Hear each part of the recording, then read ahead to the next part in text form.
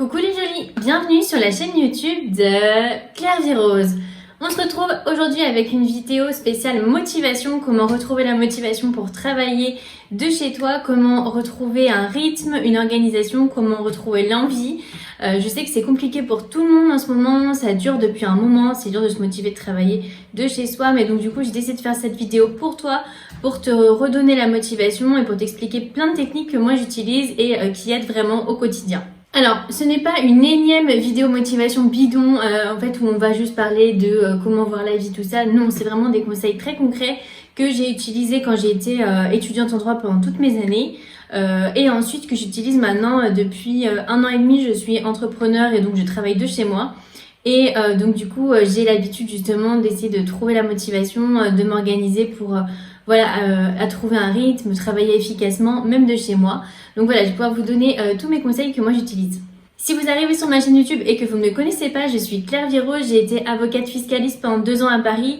Donc j'ai fait toutes mes études de droit où je travaillais énormément de chez moi. Ensuite, j'ai passé le barreau, j'ai fait le DJCE et j'ai travaillé dans un grand cabinet d'affaires à Paris pendant 2 ans. Finalement, j'ai tout plaqué pour changer de vie parce que c'était pas vraiment ce que j'avais envie de faire, c'était pas vraiment mon rêve. Et donc, si vous voulez découvrir ma nouvelle vie, je donne rendez-vous sur Instagram. J'ai également un podcast qui s'appelle Oser la reconversion où j'invite chaque semaine des invités qui parlent de leur reconversion. D'ailleurs, si toi, tu es un peu perdu en ce moment, tu sais pas vraiment ce que tu as envie de faire, tu n'es pas sûr que c'est des études pour toi, eh bien je t'invite à écouter le podcast, ça donne toujours des idées de métier et ça montre surtout que c'est possible d'avoir plusieurs vies. Alors, c'est parti pour la vidéo. Alors, premier conseil, c'est bien garder un rythme. Gardez surtout déjà dans un premier temps le rythme semaine-week-end. Alors, je sais que c'est compliqué en ce moment. Donc je sais que vous avez encore cours. Mais parfois c'est compliqué les jours où on n'a pas forcément cours ou voilà, on est en révision. C'est compliqué, on a envie de se coucher tard, on a envie de jouer à des jeux vidéo, faire des grasses maths. Eh bien non, il faut vraiment garder ce rythme semaine-week-end. Donc c'est très important. Le vendredi soir, je sais pas, boire un petit verre de vin, faire quelque chose de différent. Le week-end, faire des activités aussi que vous aimez faire. Essayez vraiment de bien marquer semaine-week-end parce que en fait, c'est un rythme qui est super important physiquement et mentalement. C'est ça qui va vous permettre d'avoir des semaines qui sont vraiment efficaces, où vous allez pouvoir vraiment travailler. Et le week-end, il faut vraiment se reposer et couper. Je sais que c'est compliqué en ce moment, qu'on a du mal comme en fait on n'a pas vraiment de coupure, mais c'est super important de le faire. Ensuite, super important de garder un rythme au quotidien. D'avoir des journées qui sont très rythmées avec des temps de pause, tout ça. Donc moi, je vais vous donner ma journée, la journée que j'avais quand j'étais étudiante et qui est encore ma journée actuelle, comment je m'organisais, comment je m'organise pour avoir un rythme où ça soit à la fois confortable pour moi et en même temps motivant. Alors déjà, mon premier conseil, c'est arrêter de vous flageller si vous n'êtes pas du matin. Je sais qu'il y a vraiment plein de vidéos sur le sujet, plein d'articles, tout le monde veut absolument que vous soyez du matin. Personnellement, je ne suis ni du matin ni du soir et pourtant j'ai réussi mes études de droit brillamment. Aujourd'hui, je fais énormément de choses.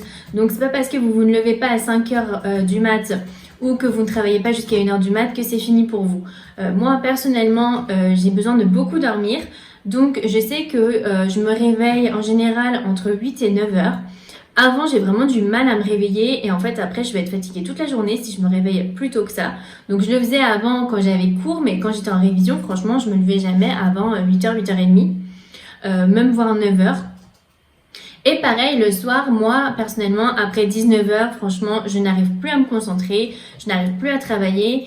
Et surtout après 19h en fait quand je révise, quand je travaille, après je dors mal la nuit parce qu'en fait mon cerveau continue, donc du coup je passe la nuit à rêver de mes cours ou à rêver de mon travail. Donc du coup c'est super important pour moi après 19 ou 20 heures de vraiment couper totalement et de ne plus du tout parler, quand j'étais étudiante, de ne plus du tout parler de mes cours, ne plus en parler avec d'autres gens par SMS, ne plus regarder même une vidéo YouTube sur les cours, ne plus lire vraiment essayer de couper totalement. Donc je pense que l'important c'est d'essayer de bien vous connaître. Je pense que maintenant ça fait un moment que vous êtes à la maison, donc vous avez pu voir quel était votre rythme un peu naturellement. Et il faut, je pense, aller vers son rythme. Si par exemple vous travaillez bien le soir, levez-vous plus tard si vous pouvez et travaillez plutôt le soir ou faites une grosse pause l'après-midi. Enfin, c'est important de bien se connaître, ça sert à rien de se forcer parce qu'on est tous différents. Donc moi je vais vous donner mon rythme de révision. Alors, tous les matins, donc je me lève vers 8-9 heures. Ensuite, donc je pense que c'est super important d'avoir une motivation quand vous vous levez. Personnellement, j'adore petit déjeuner, donc je me fais tous les matins un super petit déj. Je retourne ensuite au lit avec mon petit déj. Et après, j'attaquais tout de suite mes révisions, donc je révisais au lit toute la matinée de 9 heures à midi. Pourquoi? Parce qu'en fait, ça m'encourageait à travailler bizarrement, de savoir que je me levais, que je prenais mon petit déj et qu'ensuite j'allais un peu chiller, enfin, j'allais être confortable au lit au moins. Du coup, ça me donnait plus envie de me lever que de me dire « Ah, je vais prendre une douche et de me mettre à mon bureau ». Il y a un côté un peu plus physiquement qui est dur. Et franchement, ça a toujours très bien fonctionné pour moi. Donc après à midi, je prenais ma douche, je me maquillais et je m'habillais. Ça, c'est super important. Moi, tous les jours de la semaine quand j'étais étudiante et même maintenant, je m'habille tous les jours, sauf le week-end, disons.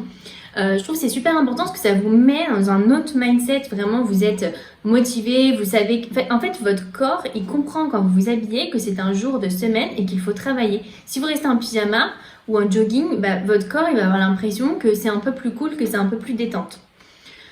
Donc, vers midi, en général, je prends une douche et je m'habille. Ça me fait en même temps une petite coupure par rapport au matin où, en gros, j'ai révisé entre 3 et 4 heures. Et ensuite, l'après-midi, je travaillais toujours à mon bureau. Ça, c'est super important aussi. C'est un autre conseil, c'est de changer d'espace de travail. Donc, par exemple, une fois travailler à votre bureau, travailler sur le canapé.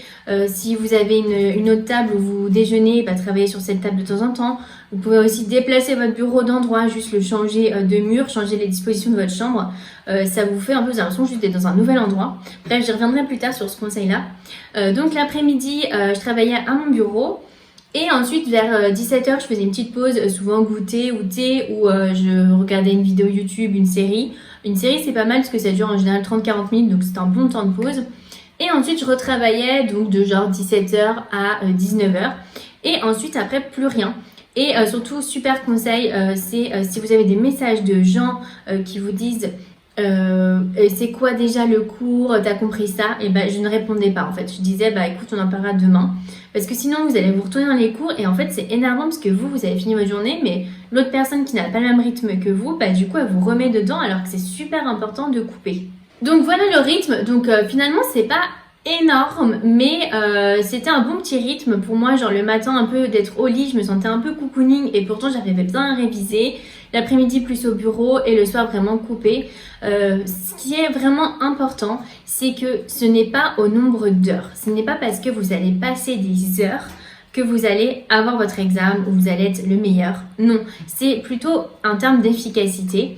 Moi, je sais que j'avais ma meilleure amie à la fac, c'était la première de la promo donc à Rennes. En Master 1, elle avait eu plus de 16 de moyenne. Et elle révisait, mais presque pas quoi. Elle avait énormément besoin de sommeil. Mais quand je l'ai vue, des fois j'ai été à réviser avec elle, en fait elle était super concentrée. Donc pendant 1 heure, elle était à fond, pas du tout de téléphone, elle ne parlait pas, limite, elle faisait rien d'autre, elle était vraiment à fond dessus. Et ça c'est vraiment mon conseil. En fait, souvent je sais on se dit « Ah, j'ai travaillé 4 heures, c'est bon, j'ai bien travaillé. » Mais demandez-vous ce que vous avez réellement fait pendant ces 4 heures. Parce que franchement, à la fac, il y a beaucoup de gens qui passent 4 heures. Ils vont surligner des choses, mais en fait, ils n'apprennent pas.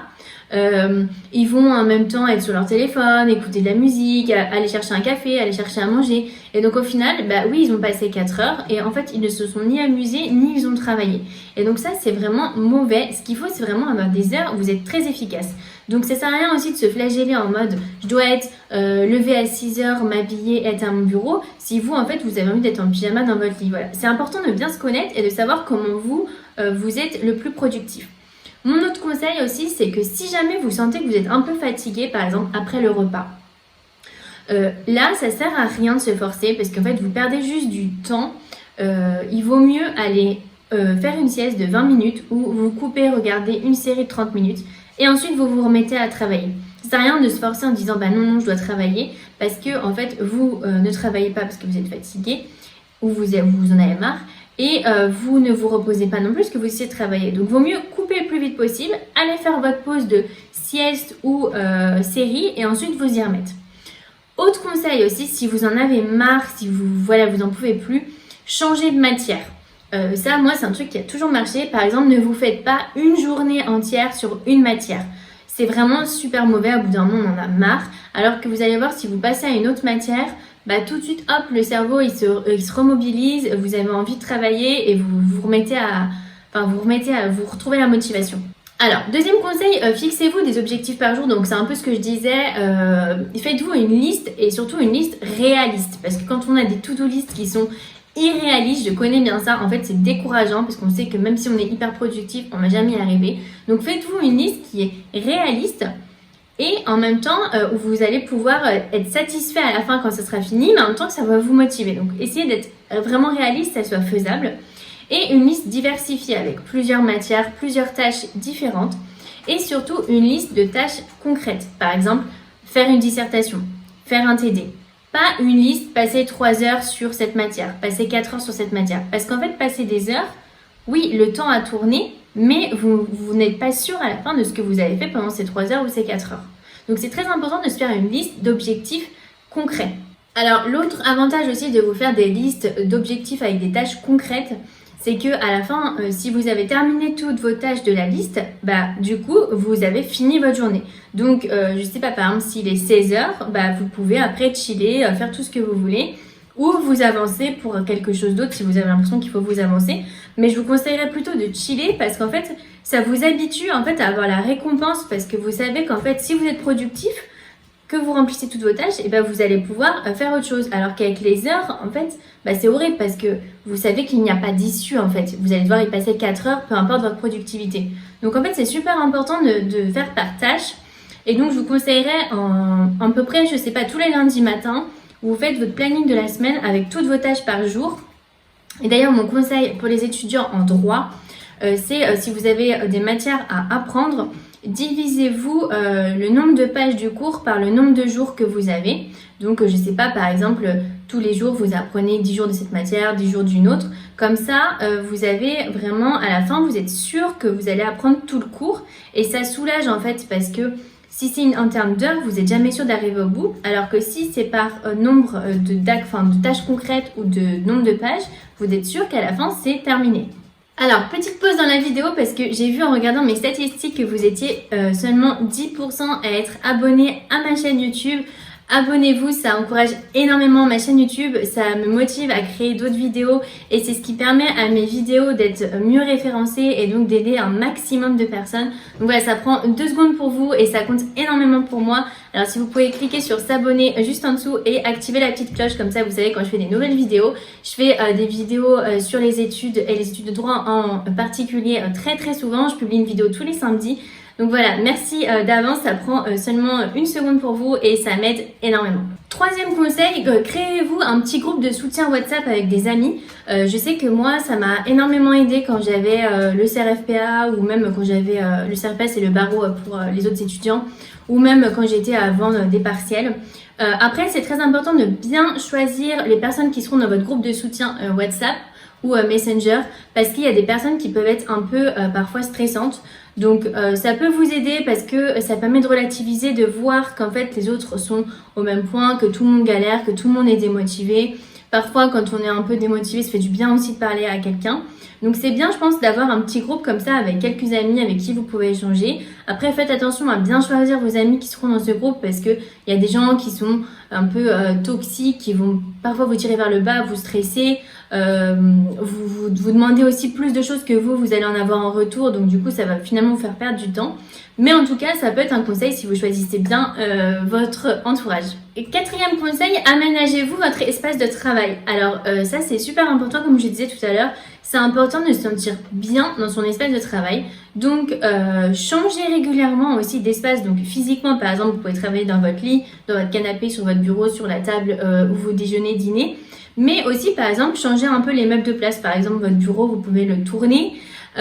Ensuite, moi, ce que je conseillerais, c'est de pouvoir s'acheter un peu des choses pour aménager votre bureau.